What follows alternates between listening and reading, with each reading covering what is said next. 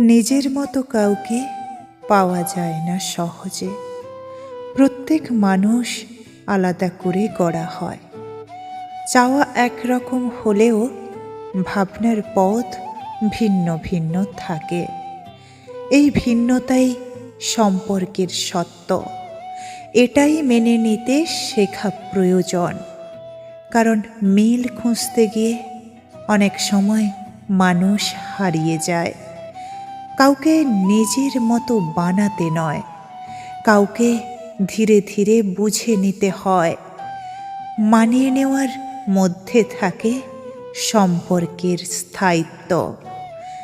যেখানে ছাড় দেওয়ার ইচ্ছা থাকে সেখানে দূরত্ব টেকে না।